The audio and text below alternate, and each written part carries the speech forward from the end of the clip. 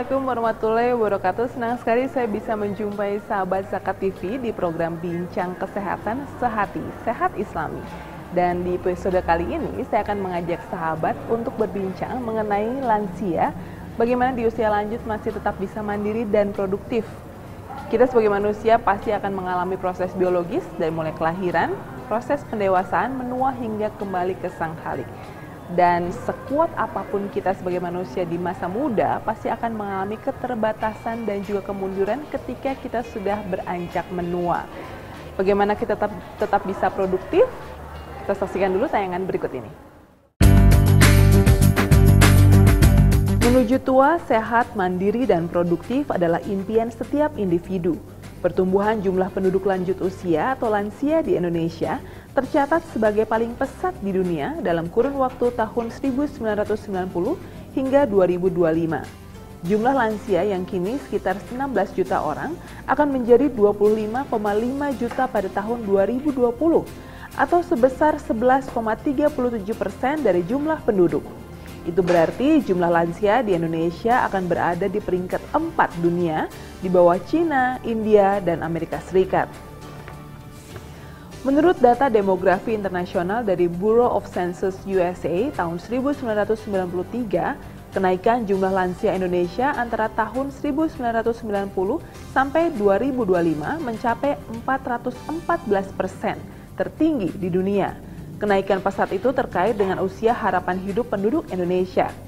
Bertambahnya jumlah penduduk lansia akan menimbulkan berbagai masalah, antara lain meliputi masalah medis teknis, mental psikologis, dan sosial ekonominya. 38% permasalahan pada lansia adalah masalah kesehatan, di samping permasalahan lain seperti keuangan, kesepian, merasa tak berguna, dan tidak produktif. Bagi lansia sendiri, masalah kesehatan memegang peranan sangat penting. Tetap sehat di usia tua tentu menjadi dambaan setiap orang. Not only to add years to life, but also to add life to years. Tidak hanya memperpanjang umur hidup saja, tetapi juga menghidupkan umur panjang itu. Sehingga usaha-usaha menjaga kesehatan di usia lanjut dan memahami berbagai kemungkinan penyakit yang bisa timbul penting untuk diketahui. Sahabat Sehati, sekarang saya sudah bersama dengan Dr. Putri Indahsari untuk membahas lebih lanjut tentang lansia, bagaimana tetap mandiri dan juga produktif. Dokter, apa kabar dokter? Terima kasih sudah hadir di sini, meluangkan waktu. Sekarang saya pengen berbincang dengan dokter tentang lansia. Tetap sehat, walaupun sudah menua, dan mandiri juga, dan kreatif juga. Faktor apa yang benar-benar berperan dalam proses penuaan seseorang? Kalau misalnya gaya hidup ya, terutama pada saat muda, gaya hidup itu menentukan seperti apa kita di usia tua.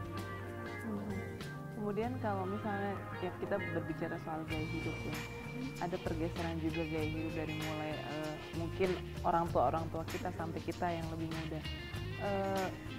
Bagaimana kita bisa yakin bahwa gaya hidup yang kita anut sekarang ini akan bisa membuat umur kita panjang misalnya gitu.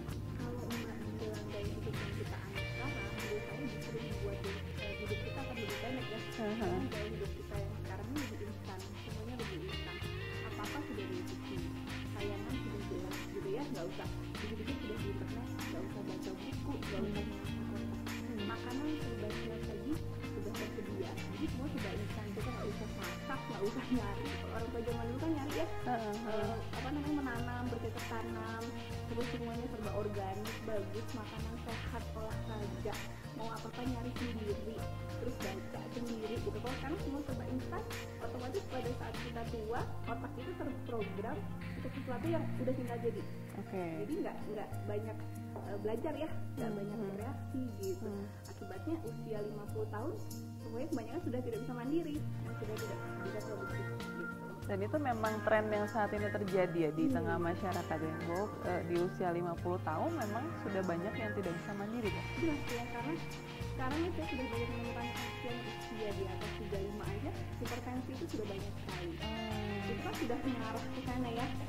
Usia 35 yang harusnya kita masih produktif, masih bisa bekerja, tapi dengan hipertensi, beberapa orang juga sudah stroke, diabetes, jantung koroner. Nah itu menunjukkan kalau tren sekarang justru di usia kita atau usia hidup kita justru lebih pendek dibandingkan manusia pada saat lampau gitu kan. Coba kita lihat nenek kita zaman dulu masih bisa hidup sampai 80 tahun, 90 tahun, sementara yang sekarang nih yang kita sekarang 35 tahun udah nggak bisa ngapa-ngapain. 40 tahun dikit-dikit pusing, darahnya naik, ya kan? Itu bisa kita lihat. Nah dokter, kalau misalkan pengalaman dokter atau pengetahuan dokter, saat ini memang apa ya, range umur hidup manusia atau mungkin di zaman sekarang itu sampai berapa sih jika dibandingkan kalau dulu tadi zaman dulu bisa bilang 80 tahun masih sehat gitu, kalau sekarang dok? Gini, kalau sekarang kita di kota besar ya, kalau saya sedang praktik di rumah sakit besar di kota, itu saya masih jarang sekali menerima pasien usia 70-80 tahun yang masih bisa datang gagah sendiri, ngomong sendiri penyakitnya apa. Itu di kota, di Ya. kota usia 70 sampai Ya. 80 tahun, oke. 50 kadang sudah dipapah beberapa orang. Tapi kalau saya sedang pelatihan kesehatan yang agak minggir nih, di atas, misalnya di gunung atau agak minggir, 90 tahun mereka masih jalan, 85 tahun masih jalan. Keluhannya cuma lemes, pegal-pegal. Itu kan hal biasa ya. Jadi benar-benar, dan hipertensi itu jarang sekali. Jadi buat kita, wow, ini bedanya jauh banget. Saya tanya, makannya apa? Ya berkebun sendiri dok, makanan yang ada di kebun, kata dia gitu. Beda banget sama kita sekarang kan. Iya, semua fast food. Iya, saya di kota besar tuh pasien hipertensi stroke usia 50-60. 50-60 jarang ya, 70-80 jarang ya. Jadi memang dari Jawa misalnya gitu atau di Iya. jelas sekali dia terlihat gaya hidup itu memang menentukan. Jadi bisa disimpulkan bahwa justru sekarang ini ya oke, kita gaya hidup hidup di kota besar gitu ya, dengan alih-alih sibuk nih gitu kan, sibuk nih semua bekerja, kemudian ya semuanya mau serba cepat gitu. Tapi jika dibandingkan di pedesaan justru lebih sehat mereka ya dok ya. Darah tinggi itu jarang, kebanyakan keluhan pegel-pegel ya karena mereka bercocok tanam ya. Terus mereka nyawah istilahnya kan, pegel-pegel itu masuk angin biasa. Kalau saya cari yang nyesek nafas gitu datang, itu jarang sekali. Itu kan kita lihat beda banget ya, kita yang di kota yang dengan fasilitas lengkap Iya, macam betul. ada justru merugikan diri kita sendiri kalau kitanya nggak sadar kesehatan gitu kan.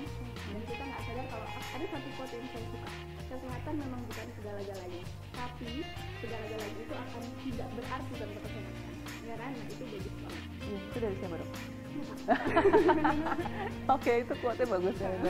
Ya dokter, nanti kita akan lanjut lagi ya obrolan untuk saat ini. Sahabat Sehati, jangan kemana-mana. Setelah ini saya masih akan mengobrol banyak bagaimana kita tetap bisa mandiri, sehat dan produktif di usia lanjut, tentunya di Sehati Sehat Islami.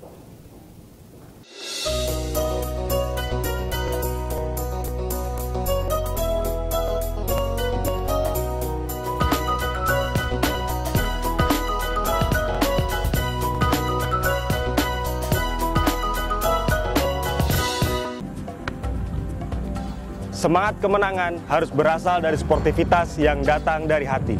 Saya Bawang Pamungkas, saya zakat di Dompet Duafa. Keluarga adalah sumber inspirasi saya. Kehangatannya datang dari hati. Saya Inneke Kusharawati, saya zakat di Dompet Duafa.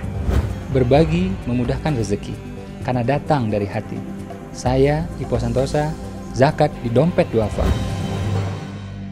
Dompet Duafa.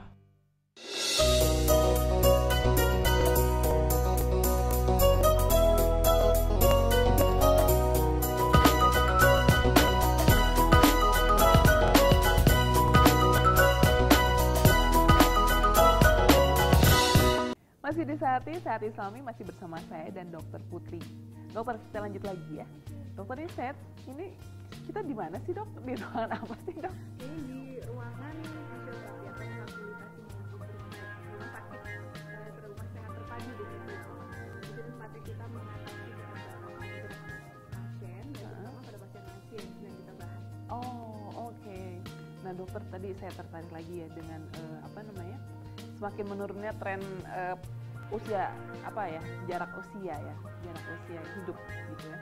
Apakah itu bisa dibilang bahwa sekarang ini generasi yang sekarang itu juga mengalami penuaan dini ya? Bisa dibilang seperti itu? Proses yang harus terjadi itu sudah lebih sering terjadi. Itu biasanya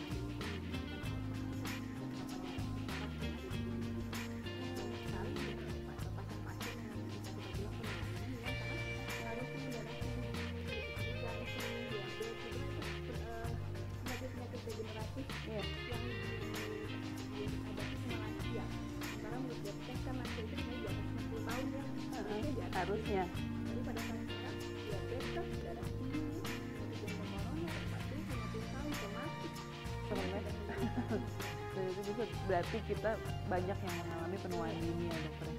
Nah, sebenarnya apa sih ya?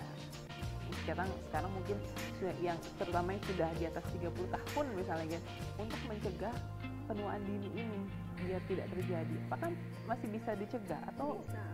gimana dok? Hidup yang sehat. Nggak mesti di atas 30 tahunnya, kayaknya dari kita muda pun kita sudah mulai, karena kan itu proses nanti instan kita ubah jadi ke hidup kita ubah gitu kan. Iya. Jadi dari masa muda kita mulai, satu pasti makanan itu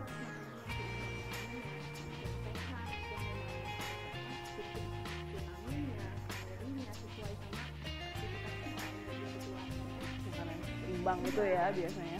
kedua minum air putih kenapa untuk memperbaiki metabolisme yang ada di situ ginjal supaya tidak bekerja terlalu berat kemudian juga refreshing itu kadang-kadang semua orang tuh lupa ya. Refreshing. Iya, mereka pikir refreshing itu harus stres tapi tidak stres pada kata badan kita itu mempengaruhi pada badan jadi mereka badannya akan juga lebih penyakit. Oke. Kemudian tidur yang cukup. Jadi udah ada penelitian yang menyatakan bahwa tidur di bawah 5 jam itu pasien atau orang-orang itu akan lebih cepat menderita penyakit degeneratif dibandingkan orang yang tidur cukup di atas 7 sampai 8 jam. Nggak boleh begadang Ya, kayaknya. Karena kalau kita begadang kan otomatis makan ya. Iya. Makannya nggak benar, kalau malam kan kita nggak mungkin nyari sayuran, nyari buah, biasanya nasi goreng atau Iya kopi betul. gitu kan ya. Nah itu nomor 1. Kemudian olahraga yang cukup jelas, nggak usah olahraga berat, fitness 3 kali seminggu juga nggak perlu kalau waktu kita nggak ada. Paling tidak jalan santai gitu. Jalan ke mall juga bisa olahraga asal nggak makan di fast food gitu kan ya. Naik turun tangga nggak Itu pakai saya setuju tuh. eskalator ya. Saya setuju tuh kalau ke mall Perempuan setuju. ya, jalan ke mall itu juga udah olahraga seminggu 2 kali misalnya gitu kan, itu juga bisa. Terusnya olah otak, jadi jangan semua serba terima. Belajar itu mencari tahu sesuatu, kita belajar lagi, otaknya di apa ya, di-recharge, otaknya disuruh yuk belajar lagi, jangan cuma terima dirangsang gitu ya. Hal-hal kayak gitu kan sepele, bisa kok kita lakuin dari muda kan, olahraga tidur cukup, makan, stop stress. Itu yang susah tuh mungkin ya. Stop stress di kota besar gitu kan.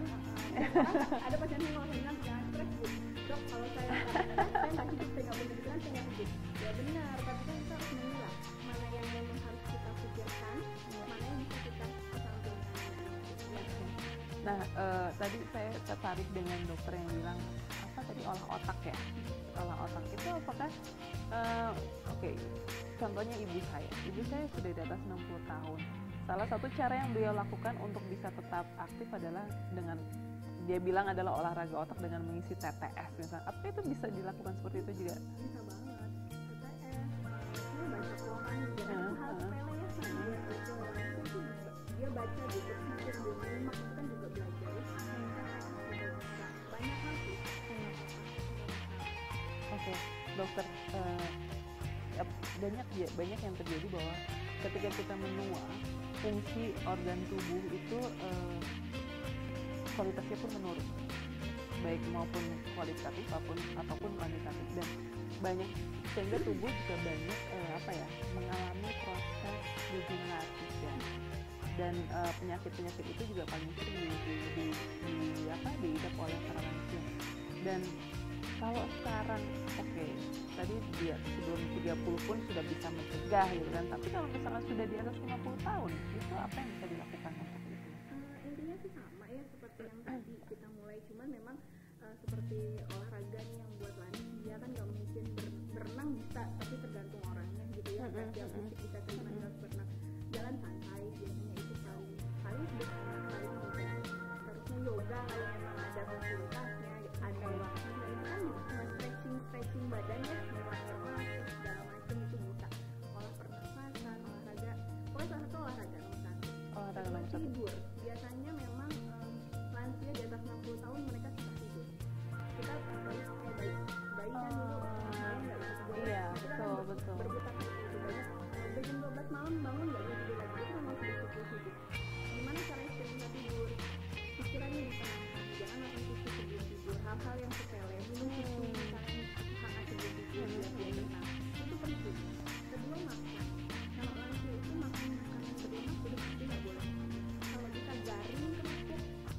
goreng, ayam goreng itu sudah nggak boleh, ini semua banyak berkuah. Sayur, jeroan tidak boleh diatur. Minum air putih yang banyak supaya metabolisme lebih gampang, lebih gampang. Ada usia muda kita mau makan. Iya, masih bisa apa aja. Kalau sudah tua sama stres, ya itu rekreasi, refreshing. Jadi main sama anak cucu di taman itu udah cukup. Gak usah ke rumah pantai mana gak usah, cukup di taman main sama anak cucu. Otaknya refresh, senang, seger, itu bisa bikin hidup mereka jauh lebih baik lah gitu dibandingkan sebelum-sebelumnya. Karena banyak pasien nanti stres hidup sendiri di rumah, anak nggak ada. Iya, betul. Iya kan, makan nggak mau, badan sakit, kepala pusing, diperiksa normal semua, ya itu stres kan. Jadi saya bilang aja, stres psikis mempengaruhi stres fisik. Hati-hati Hati-hati sama stres itu. Iya. Jadi walaupun refleksnya dianggap kadang-kadang dianggap sepele loh dok, kan nanti nggak apa-apa gitu. Tapi tiba-tiba itu memang satu hal yang memang harus dibutuhkan ya. Kalau misalnya refleksinya ke mall, ya ke mall aja. Asal anak cucunya mau beli baju gitu ya, mau beli apa ke mall aja jalan. Nggak apa-apa kan jalan kaki, itu kan juga olahraga. Sama anak sama cucu duduk ya, anak cucunya main di playground. Mall juga kan itu bagus juga kan, nggak mesti dibawa kemana-mana yang mahal-mahal. Iya, betul. Dan dukungan dari keluarga itu. Dukungan dari keluarga itu dia. Kadang-kadang juga keluarga juga tidak apa ya, kurang meluangkan waktu perhatian terutama untuk orang tua. Itu juga yang harus dipikirin. Dokter, tahan lagi, masih ada satu segmen lagi, tapi nanti saya akan ngobrol masih banyak lagi dengan dokter. Sahabat Sehati Islami, jangan kemana-mana, saya masih akan kembali berbincang dengan Dokter Putri tentunya, membahas masalah lansia, bagaimana tetap bisa sehat, mandiri, dan produktif. Jangan kemana-mana.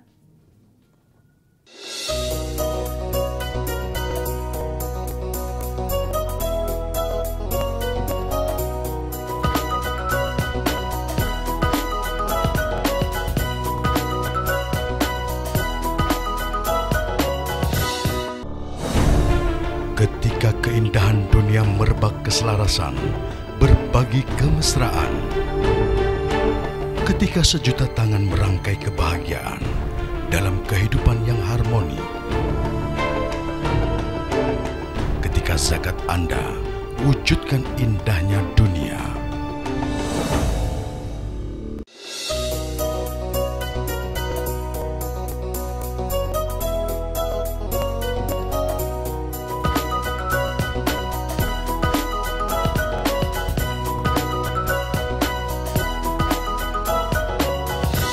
Masih di Sehati Islami, masih bersama saya dan Dokter Putri. Dokter, kita lanjutkan lagi ya. Dokter, tadi kita sudah membahas asupan makanan yang memang bisa dibutuhkan oleh para lansia. Itu tadi baru bentukannya kan. Kalau dari kandungan gizinya sendiri atau nutrisinya, apa yang harus diperhatikan, terutama untuk lansia? Serat ya. Nomor satu, karena biasanya lansia tuh konstipasi. Jadi buang air besarnya tidak selancar. Sulit. Iya, pada saat kita masih muda kan. Jadi serat nomor satu, kemudian kalori tapi harus sesuai dengan energi yang dikeluarkan juga supaya tidak terlalu mengenai badan. Karbohidrat juga tidak boleh terlalu banyak. Lemak apalagi tidak boleh terlalu banyak. Kecuali lemak tidak jenuh ya. Lemak jenuh kan itu bagus untuk jantung juga. Yeah. Itu dibanyakin. Tapi lemak yang jahat seperti gorengan, jeroan, santan, enak-enak itu semua. Ya, dikurangi. Gula itu sudah dikurangi. Itulah kira-kira gizi atau nutrisinya ya. Dan itu apakah memang usia lansia tadi kan 60 tahun ke atas gitu ya? Apakah itu pun harus dilakukan sebelum usia 60 atau gimana dong? Biasanya sih dari usia sebelum 60 sih sudah dimulai ya, karena kan tahu-tahu biasa makan enak, terus begitu usia 60 nggak boleh makan ini, nggak boleh makan, stres ya kan. Saya makan apa dong dok, biasanya pasien gitu, saya makan apa dok gitu kan. Ya itu udah dimulai dari 30, 40, 50 bertahap, sayuran yang banyak, air putih yang cukup, lemak dikurangi, nasi dikurangin, multivitamin minum setiap hari, suplemen, karena kita nggak bisa dapat multivitamin natural dari makanan yang kayak sekarang ya, makanan jadi kan nggak dapet. Kalau misalnya kayak obat-obatan segala macam, itu juga apakah harus diperhatikan untuk lansia? Iya kan, nggak semua obat-obatan bisa masuk kayak kita dulu kan. Hati-hati sama jantung, fungsi jantung yang sudah mulai menurun, fungsi ginjal yang sudah mulai menurun, fungsi hati yang sudah mulai menurun. Jadi nggak semua pasien tanpa sakit ini minum ini, sakit Iya, ini, iya. ini kan nggak bisa. Lebih baik kita kalau misalnya biasanya lansia kan keterbatasan yang paling sering adalah fisik ya, Iya. nyeri ini minum obat sakit terus dan lemaknya kena, kembung, mual, muntah, itu kan jadi kayak lingkaran setan yang nggak ada habisnya. Lebih baik dia mengontrol, maksudnya gini, dilatih fisiknya supaya dia tidak sakit itu. Langsung aja deh kayak iklan susu 1000 langkah setiap hari itu dijalankan, dan memang benar itu melatih sendi kita, melatih otot kita untuk bergerak, untuk lebih istilahnya kayak engsel pintu, Iya. gerakin gitu Iya. kan, dia bagus. Kecuali dia diem aja atau gitu gerakin bunyi krep kayak gitu istilahnya ya. Jadi Iya. jalan 1000 langkah setiap hari itu paling sederhana. Dan itu manjur ternyata, manjur dan bisa insya Allah manjur. Kalau misalkan lansia ingin berolahraga itu tadi jalan kayak apa, kayak harus disiapkan badannya, artinya pemanasan segala macam tuh. Iya dong, kan kaget ototnya kalau nggak di stretching dulu, tahu olahraga. Yang ada abis olahraga besoknya meriang. Kan kayak gitu, capek dok gitu, sakit saya nggak mau olahraga lagi gitu. Yang enggak kan, pertama biasalah pemanasan kan pasti diajarinnya sama pelatih fisik gitu kan, udah ngerti juga semua orang pemanasan seperti apa. Pelan-pelan aja pemanasan baru olahraga gitu, dan dirutinin. Tidak bisa sekarang olahraga ntar enggak olahraga lagi kaget ototnya semuanya, tulangnya kaget, nggak bisa. Oke. Nah kalau misalkan berbicara soal otak ya, ketika lansia, salah satu yang paling umum terjadi adalah kepikunan atau susah ingat ya. Itu apa ya? Ciri-cirinya apa dok? Ciri-cirinya sih lupa memori tempat biasanya dulu ya. Ini di mana ya biasa gitu. Waktu harusnya sering lupa janji gitu awal-awal ya. Iya. Janji, terusnya lupa nomor telepon, hal-hal sederhana. Terusnya kadang kalau lagi ngobrol bisa tiba-tiba diem, seakan-akan dia nggak dengar kita ngomong apa, diam bengong, ada di mana pikirannya. Itu juga salah satu bentuk kepikunan gitu. Kalau sudah parah sih sampai lupa nama cucunya, itu sudah parah ya. Lupa nama anaknya, anaknya banyak yang dirinya cuma satu, biasanya kan gitu. Tapi kalau yang paling sederhana biasanya pertama lupa janji, lupa waktu, lupa tempat, susah diajak bicara. Itu yang awal-awal kelihatan. Dokter, kalau tadi berbicara soal tanda-tanda kepikunan, tadi di awal kita juga berbicara soal tren usia yang semakin bergeser saat ini. Apakah itu juga terjadi pada itu tadi, jadi tren juga kepikunan ini semakin menimpa yang lebih muda? Iya, banyak teman saya 40 tahun udah mulai lupa. Oh gitu ya? Iya. Orang tua saya sendiri sih usia baru 50 jadi sampai 60 tapi sudah mulai lupa. Itu karena terbiasa kerja terima beres ya. Dulu gitu kan, udah apa-apa tinggal pindah Google, pindah ke sini apa gitu, jadi otaknya kan nggak diangkat ya. Memang benar tren usia itu ada, dan makin kesini orang lain lupa ingatan atau pikun lah istilahnya, itu lebih mudah dibandingkan yang zaman dulu gitu. Kalau seperti saya ulang lagi di sana, di pedalaman sana 80 tahun masih ingat cucunya anaknya 12, misalnya cucunya 50 masih ingat namanya satu-satu, karena kan dia udaranya juga sehat, oksigen iya betul, makanannya masih organik, masih bagus semua gitu. Nggak kayak kita sekarang usia 50 tahun janji jam 8 datang jam 10. Iya Ya kan? betul. Entah pikun entah emang ngaret orangnya. Iya itu beda tipis jadinya itu. Oke. Nah itu itu tadi kita sempat menyinggung soal olahraga otak gitu.